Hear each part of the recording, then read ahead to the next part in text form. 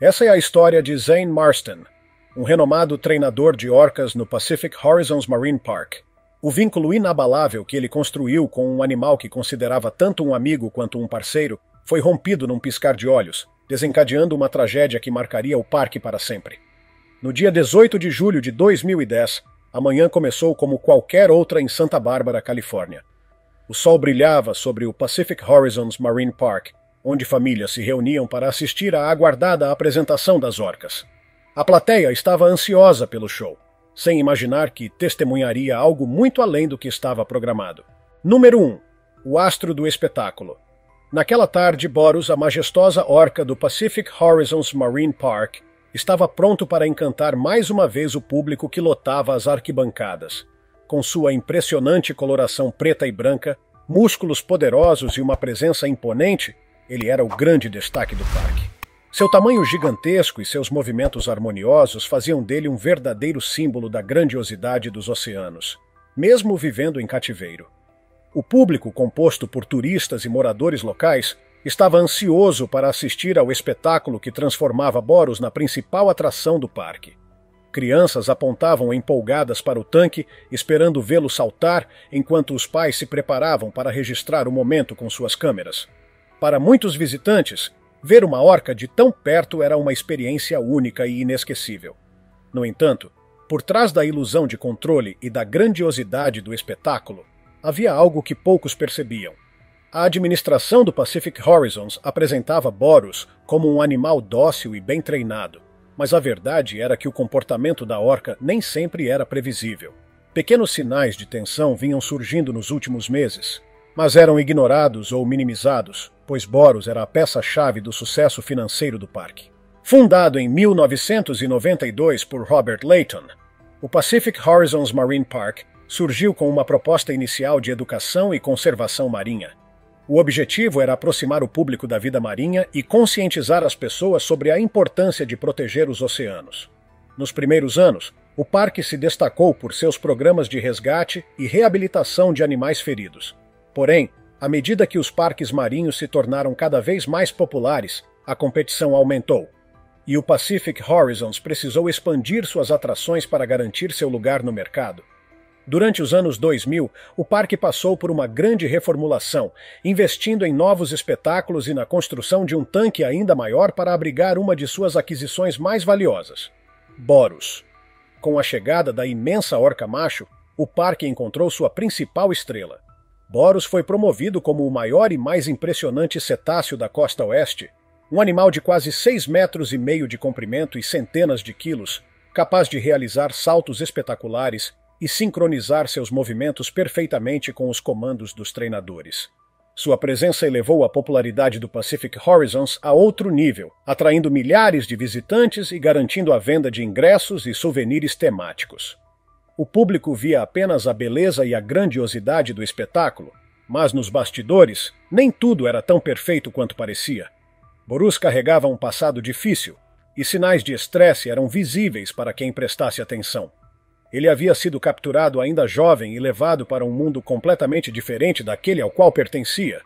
Mesmo sendo a estrela do parque, sua verdadeira natureza jamais poderia ser apagada. Naquele dia, enquanto os espectadores aplaudiam entusiasmados e os treinadores se preparavam para o show, ninguém imaginava que Boros estava prestes a quebrar o ciclo de obediência que o acompanhava há anos. A ilusão de controle que os humanos acreditavam ter sobre ele estava prestes a desmoronar de maneira irreversível. Número 2. O passado sombrio de Boros. A impressionante presença de Boros no Pacific Horizons Marine Park era resultado de um passado marcado pela separação e pelo confinamento. Ele nasceu em 1992, nas águas frias e profundas da costa da Noruega, onde passou os primeiros anos de sua vida ao lado de sua família. Em meio ao vasto oceano, nadava livremente com sua matilha, aprendendo as complexas técnicas de caça e comunicação, que são passadas de geração em geração entre as orcas selvagens. Seu mundo era repleto de sons, interações sociais e longas jornadas pelos mares, seguindo os caminhos de seus ancestrais. No entanto, tudo mudou drasticamente quando Boros tinha apenas 5 anos. Em uma operação brutal, Caçadores especializados em capturar orcas para parques marinhos cercaram sua matilha com redes gigantescas, separando-o de sua família. A cena foi caótica. Gritos angustiados ecoaram pela água enquanto os animais lutavam desesperadamente para escapar. Mas Boros não teve chance. Em pouco tempo foi isolado, colocado em um tanque de transporte e enviado para uma nova realidade, o cativeiro. A viagem foi longa e estressante. Acostumado à imensidão do oceano, Boros de repente se viu preso em um espaço minúsculo, sem sua família e sem qualquer referência do ambiente que conhecia. Seus primeiros meses em cativeiro foram marcados pelo medo e pela confusão. Ele passou por treinamentos intensivos para se adaptar à nova vida, mas nunca se ajustou completamente. Especialistas que estudaram seu comportamento ao longo dos anos observaram sinais claros de sofrimento psicológico. Entre os primeiros indícios de seu estresse estavam vocalizações anormais, sons que não correspondiam ao padrão das orcas selvagens. Ele também apresentava longos períodos de isolamento, nos quais ficava imóvel na água, aparentemente alheio ao que acontecia ao seu redor. Além disso, exibia comportamentos repetitivos, como morder as grades do tanque e nadar em círculos incessantemente, uma característica comum em orcas confinadas. Mesmo com esses sinais evidentes de sofrimento, o Pacific Horizons Marine Park enxergava Boros como um investimento valioso. Sua imensa presença no tanque impressionava o público e sua habilidade de executar movimentos sincronizados com os treinadores o tornava a estrela indiscutível do parque.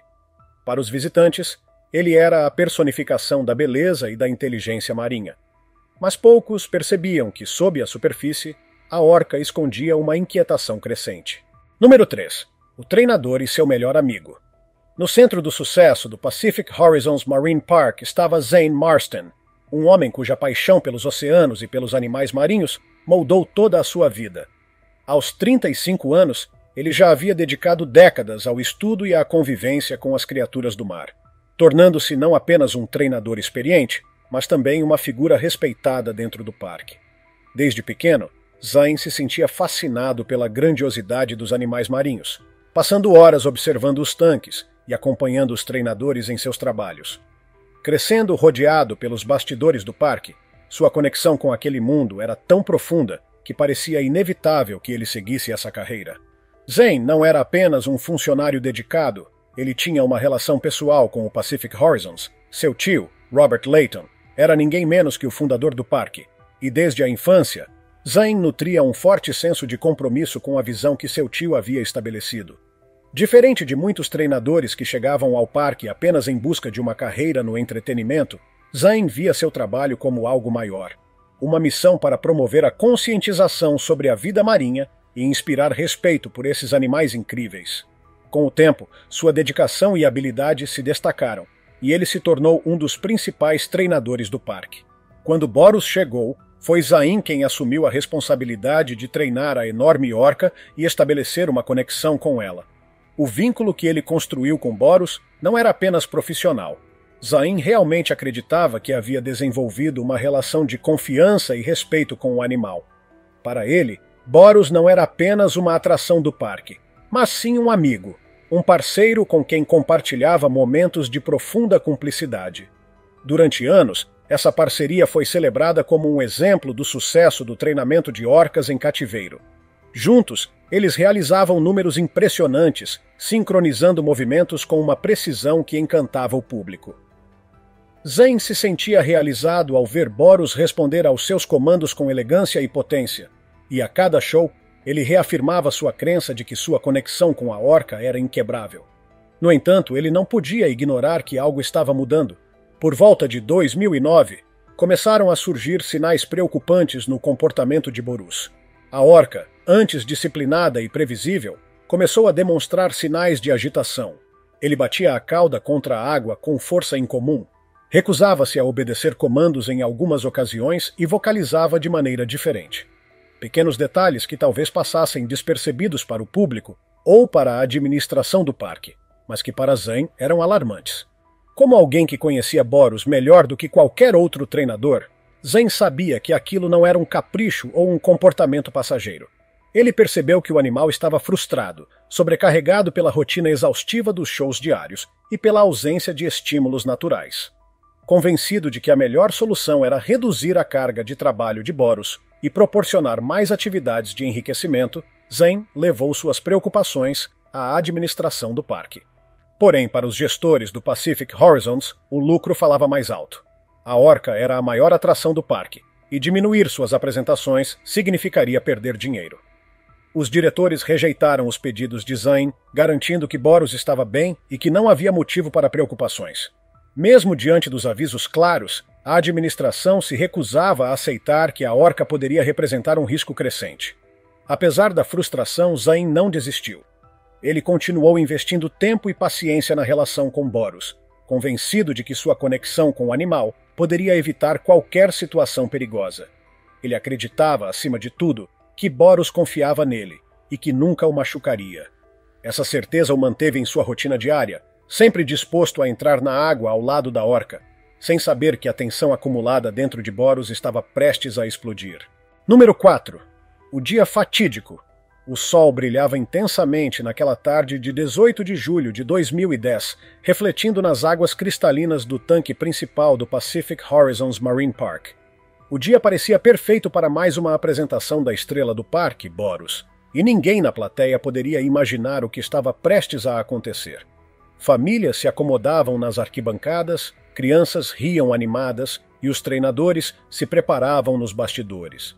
Para o público, aquele era apenas mais um espetáculo fascinante, onde homem e orca trabalhavam em perfeita sintonia.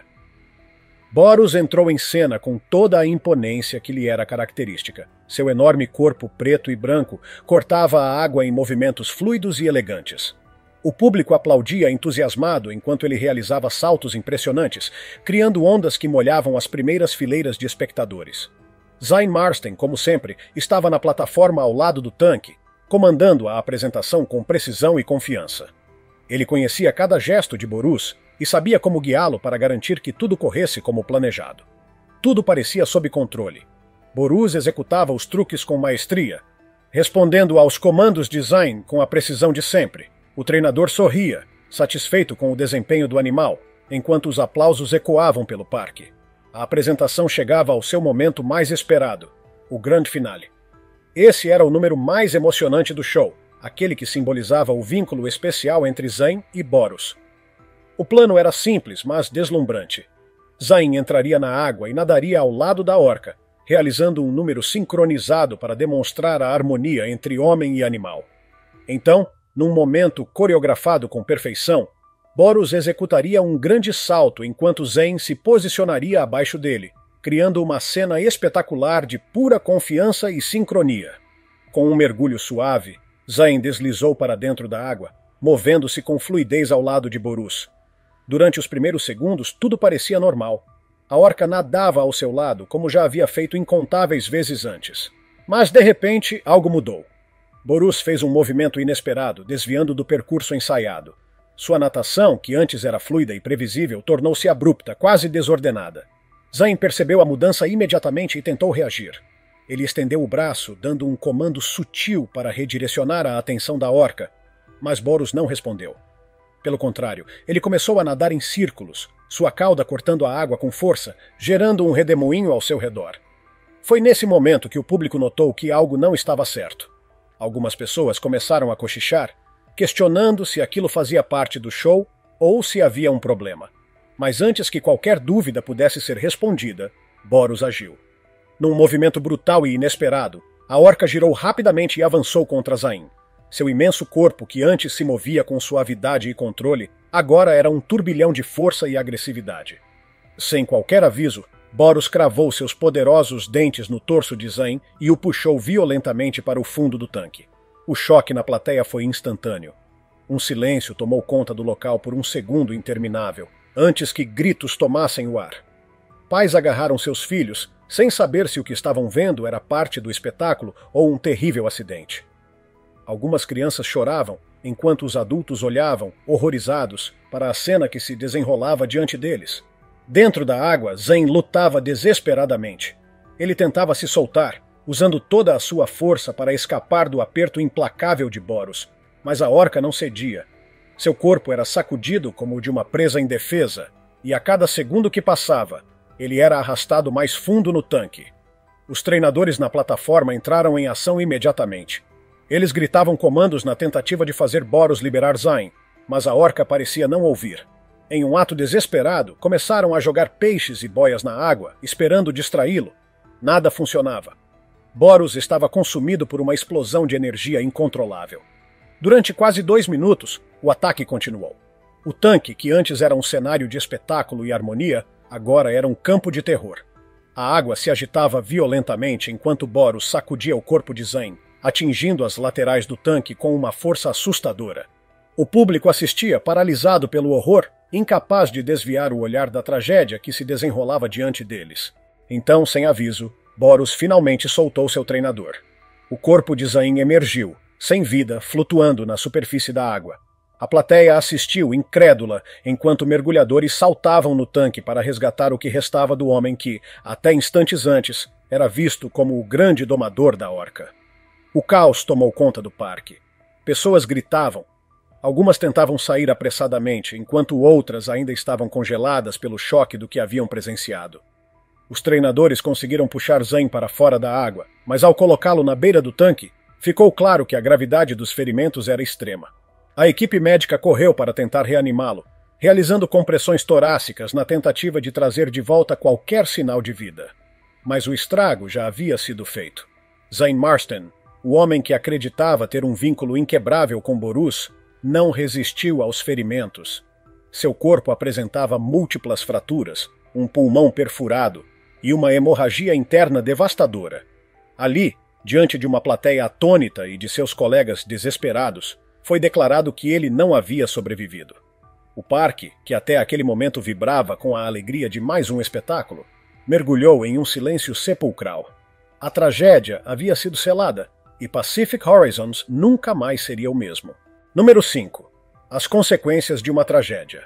O impacto da morte de Zain Marston foi imediato e devastador. O Pacific Horizons Marine Park, que antes era um dos destinos mais populares para famílias em busca de entretenimento marinho, foi tomado por um clima de choque e tristeza.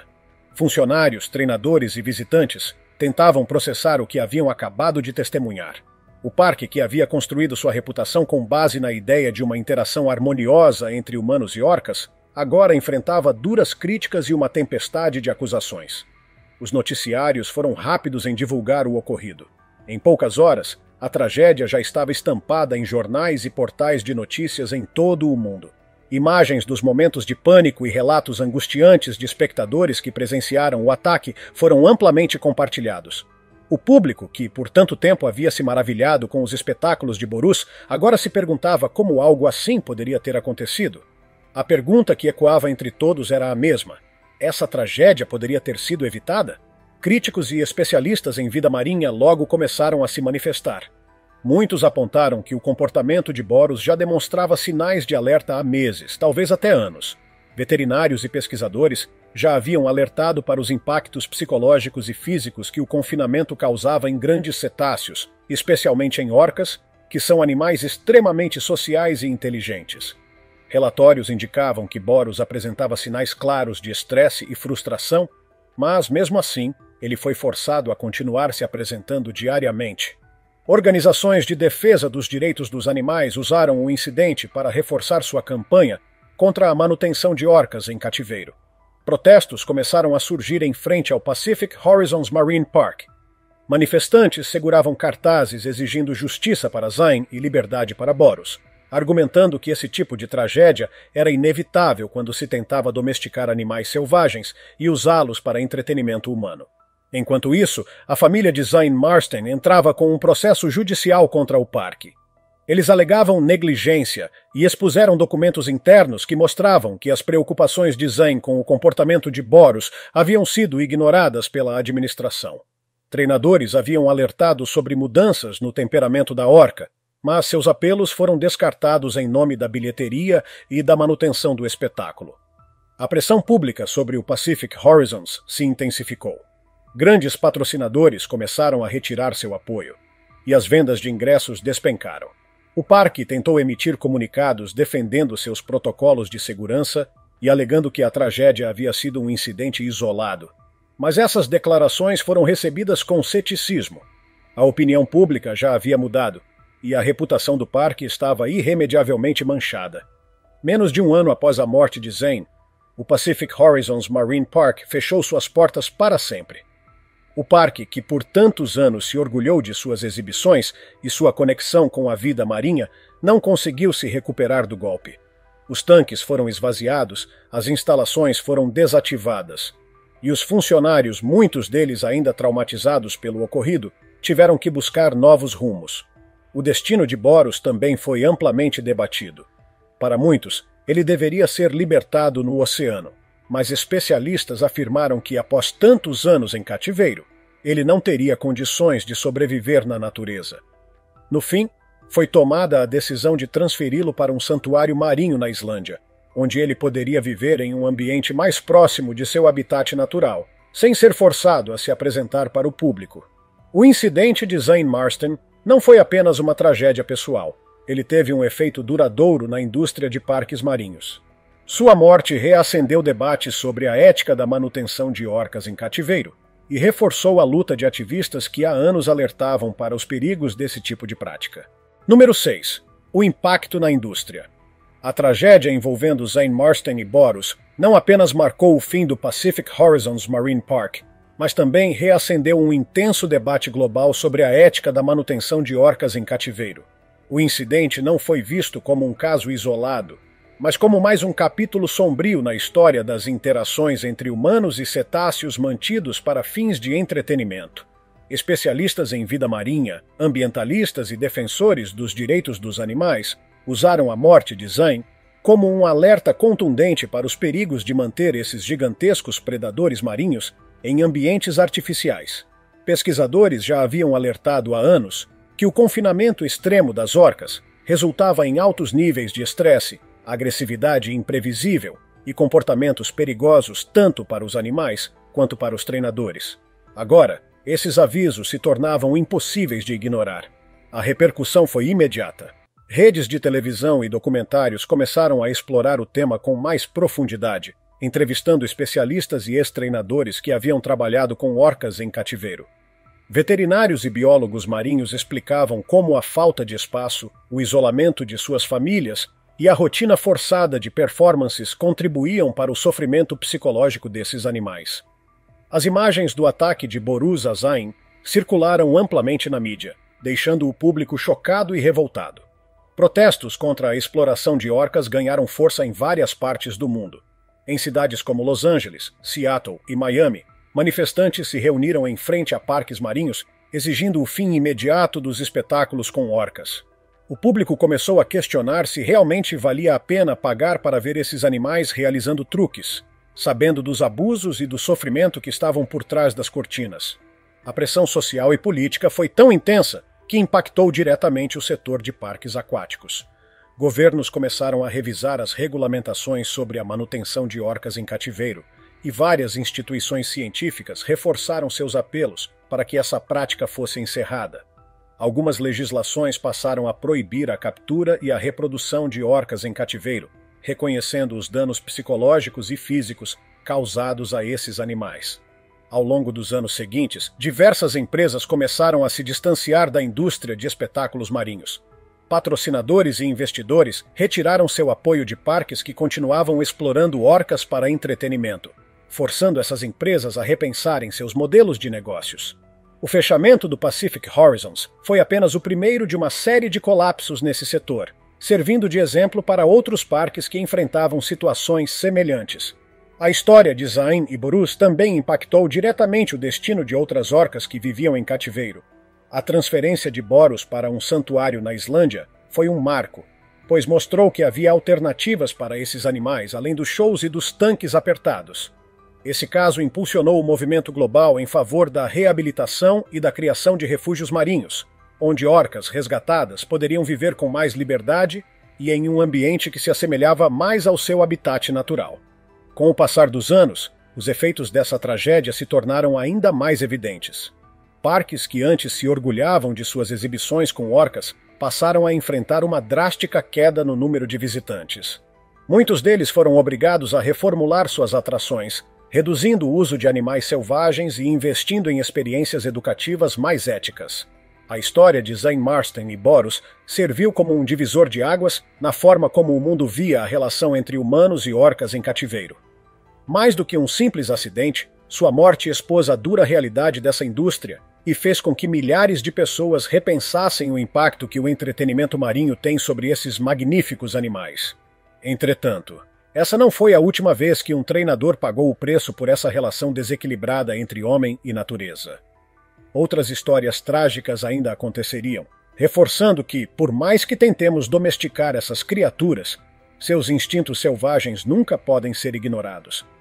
Se tiver gostado do vídeo, deixe seu like, comente abaixo o que achou e inscreva-se em nosso canal para acompanhar todas as novidades. Te encontro em um desses vídeos que estão aparecendo agora na sua tela. Cuidem-se, pessoal!